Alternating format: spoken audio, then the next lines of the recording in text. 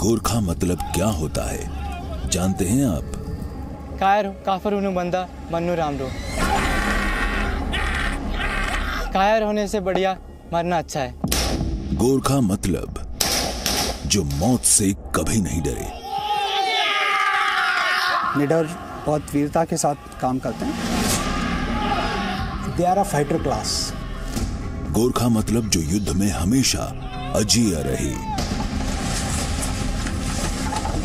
खूंखार and fearless warrior. एक जवान की तरह शहीद होना सबकी बसने की बात नहीं। जो खुखरी के एक वार से दुश्मनों को खत्म कर दे। कोई डर, खौफ या भय कभी नजर नहीं आएगा।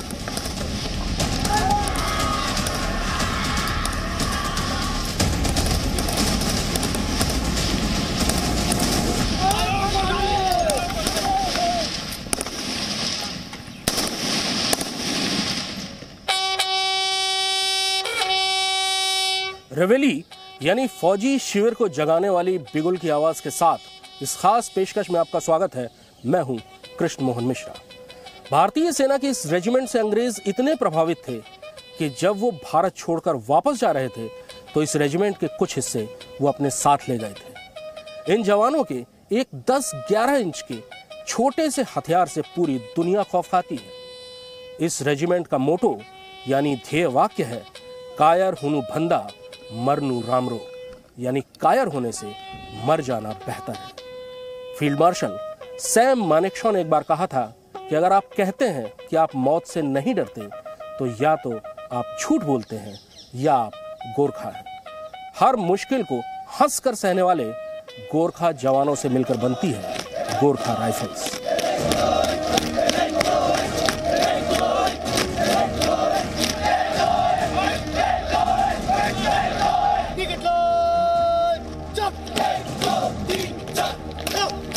गोरखा राइफल्स के बिना भारतीय सेना की रेजिमेंट शक्ति अधूरी है। इसीलिए आज जी न्यूज की खास सीरीज रेजिमेंट में आप गोरखा राइफल्स की गौरव यात्रा के गवाह बनेंगे।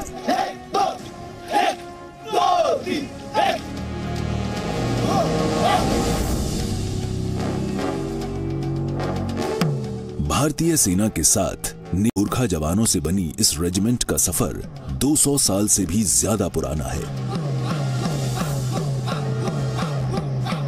लेकिन उससे पहले गोरखा राइफल्स का ओजस्वी वर्तमान देखिए।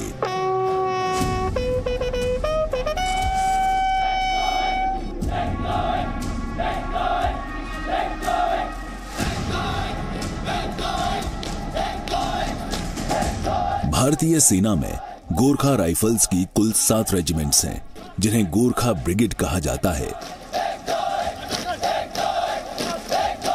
हमेशा शांत और हंसमुख लगने वाले ये गोरखा जवान मैदान में ऐसे योद्धा बन जाते हैं जिनके सामने खड़ा होना नामुमकिन हो जाता है। तिरछा गोरखा हैट और धारदार खुखरी इनकी खास पहचान है।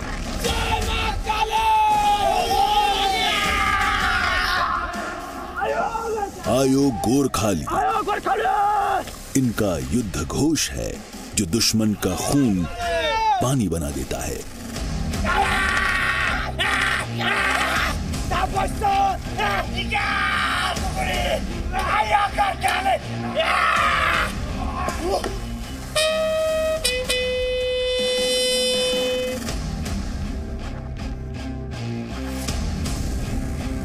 वो कौन सी बात है जो गोरखा राइफल्स को इतनी शानदार रेजिमेंट बनाती है?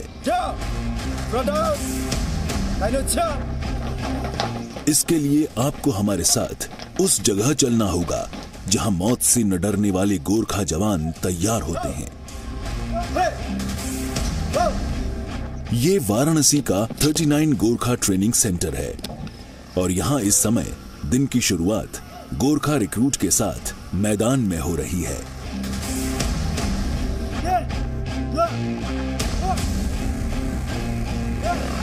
गोरखा ट्रूप्स शारीरिक और मानसिक रूप से काफी मजबूत होते हैं और यहाँ की ट्रेनिंग उन्हें और निखार देती है। ये ट्रेनिंग कितनी मुश्किल है आप खुद देखिए। चिन अप यानी किसी बार को पकड़कर अपने शरीर को सिर्फ हाथ से उठाना एक आम व्यायाम है, लेकिन यहां इसे और मुश्किल बना दिया गया है। मनीष इसे एक हाथ से करता है।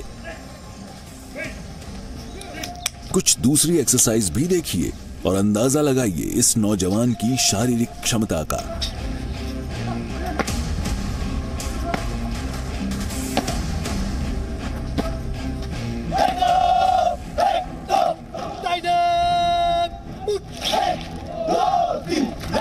थोड़ी ही दूरी पर एक दूसरे ग्राउंड में दूसरे रिक्रूट्स को ड्रिल का अभ्यास कराया जा रहा है। ड्रिल सैनिक चाल ढाल का वो तरीका है जो सैनिक को आम आदमी से अलग खड़ा करता है। ड्रिल से सैनिक में अनुशासन आता है और वो आदेश के मुताबिक साथ मिलकर काम करने के लिए मानसिक रूप से तैयार होता है।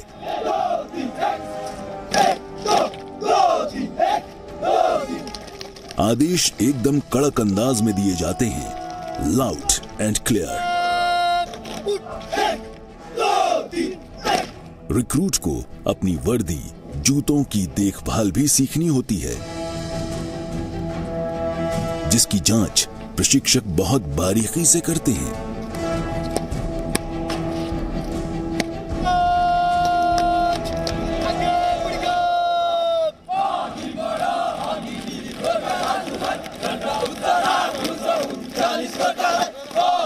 थका देने वाला ड्रिल का एक पीरियड खत्म हुआ, लेकिन अभी पूरे दिन सख्त ट्रेनिंग जारी रहेगी। एक ट्रेनिंग ग्राउंड से दूसरी जगह जाते हुए गोरखा नौजवान अपना मूल स्वभाव नहीं भूलते, यानी गाना और हंसना।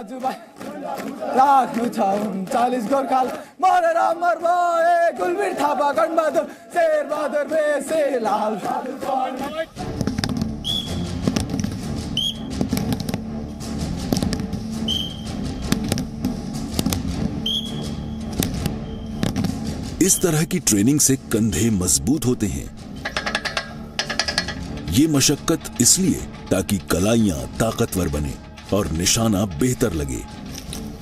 ये निशानेबाजी का सबसे पुराना तरीका है, लेकिन इसकी प्रैक्टिस आज भी निशाने को पक्का बना सकती है। उस्ताद नए रिक्रूट को राइफल की हर बारीकी सिखाते हैं और निशानेबाजी में माहिर होने के तरीके भी, लेकिन असली परीक्षा तो तभी होती है जब फायरिंग रेंज में 5.56 इंसास राइफल या लाइट मशीन गन से निशाना लगाना शुरू होता है। पहले गोली चलता था तो मैं कंधा मारता था, जिसकी वजह से मेरी फायरिंग में एक गलतियां हो जाती थी। गलती को हमारे यहाँ पे हुए प्रकार के जैसे कि MMTA में जाके मुझे ट्रेनिंग करवाएगा, जो उस गलती को सुधार करवाएगा मेरी गलती को। और जब ये ट्रेनिंग पूरी हो जाएगी तो निशाना कैसा होगा इसकी बानगी भी देख लीजिए। अब हाथ में एक AK-47 राइफल है और सामने अलग अलग रंगों की डिस्क। विजिल के सिग्नल पर आगे बढ़ना है और उस्ताद के दिखाए गए रंग की डिस्क पर निशाना लगाना है, वो भी चलते चलते।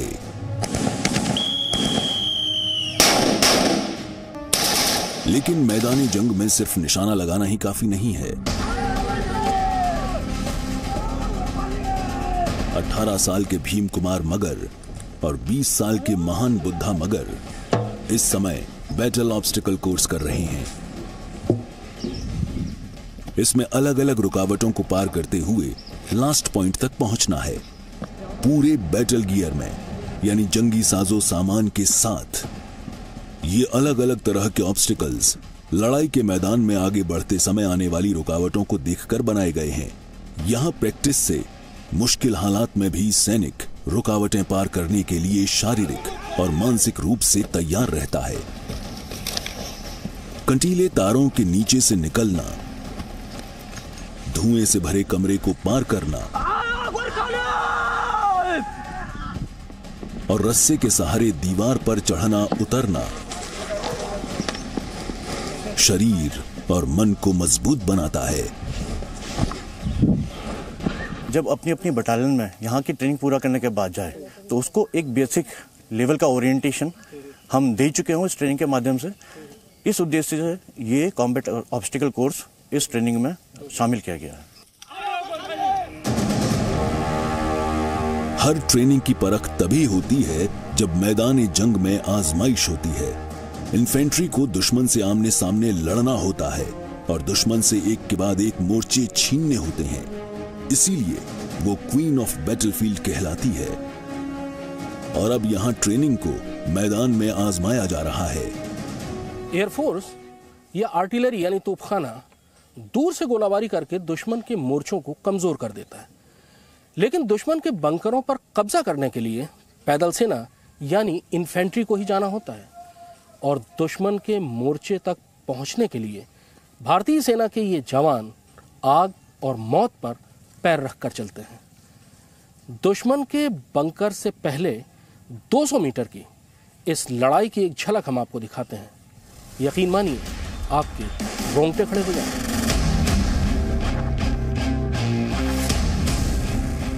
दुश्मन ने पक्की मोर्चाबंदी कर रखी है। बंकरों के चारों तरफ जानलेवा फंदे लगे हैं।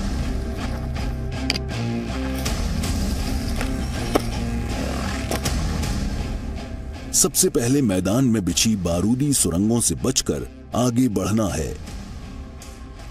लीडर ने एक रस्सी के सहारे एक भारी लंगर आगे फेंका। एंटी पर्सनल माइंड को फटने के लिए इतना ही वजन पर्याप्त होता है। लंगर के गिरते ही पूरा सेक्शन लेटकर खुद को सुरक्षित करता है। कोई धमाका नहीं हुआ। अब लंगर को खींचकर पैर रखने लायक जगह को सुरक्षित कर लिया गया है। यहां कोई सुरंग नहीं है। एक जवान की पीठ पर लदी सफेद पट्टी को धीरे धीरे उस सुरक्षित रास्ते पर बिछा लिया गया। अब पूरा सेक्शन इसी पट्टी पर चलकर माइनफील्ड पार कर सकता है। आगे कंटीले तारों की रुकावट है। यहां जवान दो हिस्सों में बंट गए। एक हिस्सा नाले के सहारे धीरे धीरे आगे बढ़ने लगा और दूसरे ने सावधानी से सामने से चलना शुरू किया।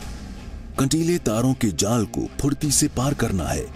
खड़ा सैनिक एक आसान निशाना होता है।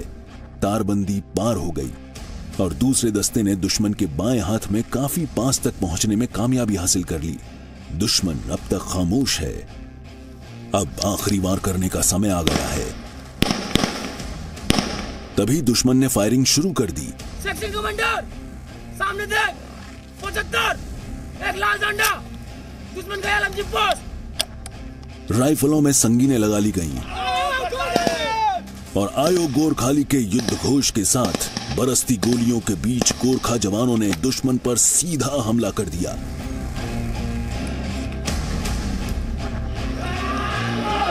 मोर्चा फतह हो गया और ऐसा ही नतीजा हर बार आता है जब गोरखा जवान मैदान में उतरते हैं। इसीलिए गोरखा पलटनें हर अफसर की पहली पसंद होती हैं। एकेडमी में जो जेंटलमैन कैडेट्स हैं वो डेटा ये बताता है कि उनकी चॉइस ज़्यादातर रहती है इन्फेंट्री में गोरखा बटालियन ज्वाइन करने की। तो इसका मुख्य कारण ये है कि जो हमारे जो गोरखा ट्रुप्स हैं वो they are a fighter class. So वो उनमें जो इन्फेंट्री सोल्जर के लिए जो क्वालिटीज़ चाहिए होती हैं वो है। तो इसलिए जो ऑफिसर इन्फेंट्री में दिलचस्पी रखते हैं तो ये बहुत ही अच्छे ट्रुप्स हैं उनको कमांड करने के लिए, नंबर एक। नंबर दो, बहुत ही सिंपल ट्रुप्स हैं और डेडिकेटेड, और इनमें जो इंटीग्रिटी है वो बहुत ही आला दर्जे की है। एक सोल्जर एक वक्त पर आपको एक खूंखार योद्धा जो कहते हैं फियर्स वॉरियर, वो सेल्फ डिसिप्लिन होता है, हाईली कमिटेड, डिटरमाइंड, खतरों से जैसे डर ना लगता हो, जैसे मैंने बोला एक उग्र योद्धा होता है। और वही सोल्जर कुछ देर बाद आपको एक विनम्र, वेरी हम्बल गोरखा जवानों का इतिहास निडरता, बहादुरी और भारत नेपाल की साझा संस्कृति से भरा है।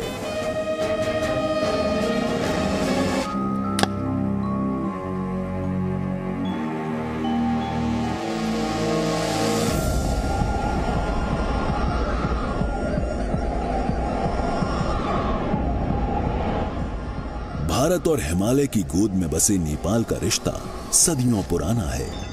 दोनों देशों के बीच रोटी बेटी का रिश्ता रहा है। दोनों देशों की सांस्कृतिक, धार्मिक और सैनिक परंपराएं भी साझी रही हैं।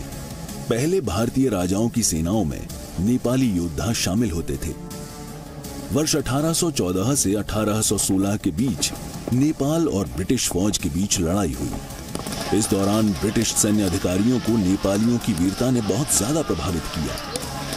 प्रसिद्ध नेपाली सेनापति अमर सिंह थापा ने जब हिमाचल प्रदेश के मलौन के किले में अंग्रेज जनरल डेविड ऑक्टरलूनी के सामने हथियार डाले तो उन्हें अपने हथियारों और ध्वज के साथ सम्मान से जाने की इजाजत दी गई। इन्हीं सैनिकों से 24 अप्रैल 1815 को हिमाचल प्रदेश के सुबाथू में अंग्रेजों ने एक रेजिमेंट बनाई जिसे पहली नसीरी बटालियन नाम दिया गया। ये आज भारतीय सेना की पहली गोरखा राइफल्स कहलाती है। मार्च 1816 में नेपाल और ईस्ट इंडिया कंपनी के बीच हुई सुगौली की संधि में गोरखा सैनिकों की भर्ती की शर्त भी थी, जिसने आगे कई गोरखा रेजिमेंट्स का रास्ता साफ कर दिया। अंग्रेज जब भारत को आजाद करने के बाद वापस जा रहे थे तो वो अपने साथ 2, 6, 7 और 10 गोरखा राइफल्स को ले गए, जो आज भी इंग्लैंड की सेना का हिस्सा हैं। वर्ष 1971 के युद्ध में भारतीय सेना का नेतृत्व करने वाले भारत के पहले फील्ड मार्शल सैम मानेकशॉ ने पाकिस्तान के टुकड़े टुकड़े करने में सबसे बड़ी भूमिका निभाई थी। सैम मानेकशॉ खुद भी एक गोरखा अफसर थे। सैम मानेकशॉ गोरखा सैनिकों की तर्ज पर खुद को सैम बहादुर कहलाने में गर्व महसूस करते थे। कारगिल युद्ध में पाकिस्तान को हराने में भी गोरखा राइफल्स का अहम योगदान था। आपने कारगिल युद्ध में इतिहास रचने वाले परमवीर चक्र विजेता लेफ्टिनेंट मनोज पांडे का नाम जरूर सुना होगा। शहीद लेफ्टिनेंट मनोज पांडे भी गोरखा राइफल्स से ही थे। भारतीय सेना ने अंतिम युद्ध वर्ष 1999 में कारगिल में लड़ा था, लेकिन आतंकवाद के खिलाफ लड़ाई लगातार चल रही है और इसमें सबसे ज्यादा भारतीय सैनिक वीरगति पा रहे हैं।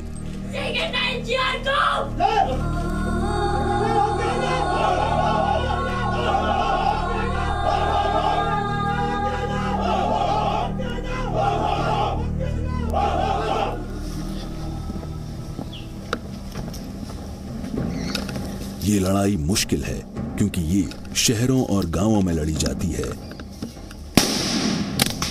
आतंकवादी किसी गांव या शहर के किसी मोहल्ले में, किसी मकान में छिपे होते हैं। इस प्रकार कई जगहों पर आपको मिलिटेंट या टेररिस्ट छुपा हुआ नजर आता है। इसीलिए गोरखा ट्रेनिंग सेंटर में रिक्रूट को गांव में बने मकान में हर उस जगह को पहचानना सिखाया जाता है जहां आतंकवादी छिपा हो सकता है।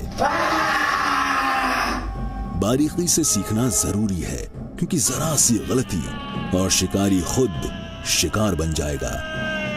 नई लड़ाई की ट्रेनिंग के लिए सिमुलेशन का इस्तेमाल किया जाता है और असली राइफल की जगह पेंटबॉल गन। कमरे ठीक आम घरों की तरह बनाए गए हैं जिसमें छिपे आतंकवादी को निशाना बनाना है, बिना नागरिक आबादी की जान या संपत्ति के नुकसान के। पेंटबॉल के इस्तेमाल से ट्रेनिंग में गोलियों की बचत होती है।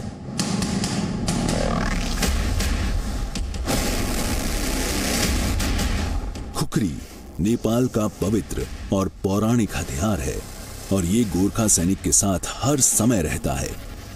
मैदान जंग में दुश्मन पर सबसे ज्यादा खौफ इसी छोटे से हथियार का होता है।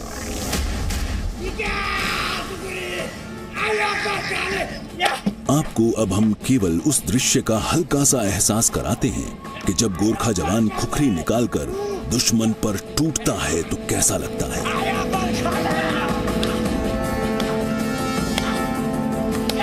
पूरी दुनिया में बहुत कम हथियारों ने इतना नाम कमाया है जितना कि इस 10-12 इंच के चाकू खुखरी ने। खुखरी से दुनिया की पहली वाकफियत तब हुई जब 1814 में अंग्रेज़ों और गोरखा पलटनों के बीच में लड़ाई हुई और अंग्रेज़ों ने पहली बार इस खुखरी का स्वाद चखा। उसके बाद दूसरे विश्व युद्ध में पूर्व के मोर्चे पर बर्मा और मलाया के जंगलों में खुखरी और जापानियों की कटाना यानी समुराई तलवारों की भिड़ंत कई बार हुई और लगभग हर बार खुखरी भारी पड़ी। जब कोई लड़का किसी गोरखा ट्रेनिंग सेंटर में आता है तो पहले ही दिन बाकी सामानों की तरह उसको एक खुखरी दी जाती है और फिर वो खुखरी पूरे सैनिक जीवन में उसके साथ रहती है।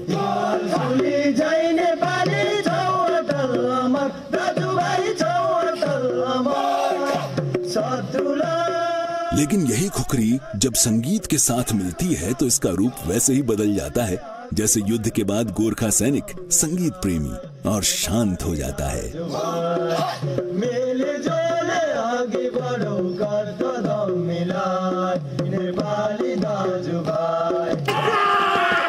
गोरखा सैनिक सादा जीवन जीने का आदी होता है और कम से कम संसाधनों से अपना काम चला लेता है। यंग लेफ्टिनेंट था, सिक्किम में पोस्टेड था, तो वहाँ पर वो बर्फ़ में हमको जो बूट आ रही है, सफ़ेद बूट आप देखे होंगे आपने, वो पहनते हैं। तो एक जवान मेरे साथ जो हम लोग रोज़ कहीं एक ट्रेनिंग एरिया में जाते थे और वापस आते थे तो वो फेंट हो गया। तो हमने जब उसके बूट्स चेक किए तो वो नीचे से फटे हुए थे। तो जब हम उससे बात करने लगे कि भाई आपने ये बताया क्यों नहीं कि आपका बूट फटा हुआ है और आपको नीचे से बर्फ़ लगेगी और फ्रॉस्ट बाइट हो सकती है, तो उसने हंस के बोला नहीं साहब ये तो शानो कुराचा, ये तो बहुत छोटी चीज़ है। तो इससे आप अनुमान लगा सकते हैं कि वो छोटी छोटी चीज़ों से घबराते नहीं है। विदेशों की जो सेनाएं है वो काफ़ी ज़्यादा फैसिलिटीज़ के बगैर वो कोई भी काम करने के लिए सक्षम नहीं पाया जाता है। बनिस्बत हमारी गोरखा अपनी परिश्रम और कम से कम और सहन शक्ति के कारण से भी इजीली लड़ सकता है। दोनों में भिन्नता यही है कि उसमें अच्छी से सारे फैसिलिटीज़ और सारे टेक्निकल से भी वो लड़ना चाहता है। हमारे गोरखा अपने बल और अपने नाम और निशानों के साथ लड़के भी जीत पाते हैं। गोरखा सैनिक स्वभाव से ही अनुशासित होते हैं, खान पान अपनी परंपराओं के हिसाब से, लेकिन सादा। हमारे बंधु का ज़्यादा खाने में चावल, दाल और ज़्यादा मीट का इंटरेस्ट होता है। उसके अलावा गोरखा चटनी हमारा जो कल्चर के हिसाब से फेमस चटनी है। इसके अलावा सेल रोटी और कुछ बंदे ऐसे रहते हैं थोड़ा बहुत रोटी भी खाते हैं।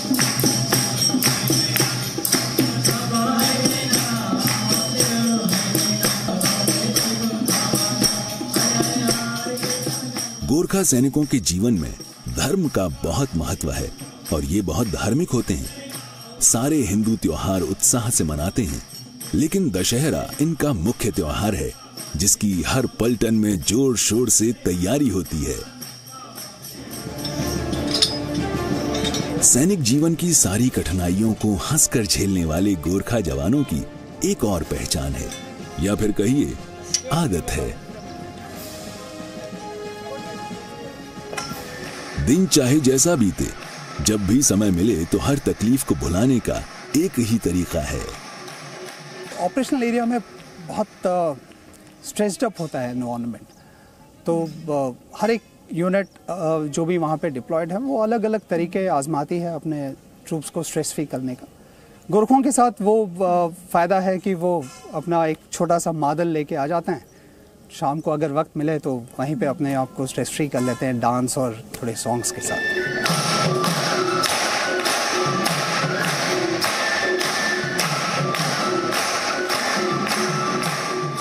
ये गीत कितने सुरीले हैं, इसका अंदाजा आपको इन्हें सुनकर हो जाएगा।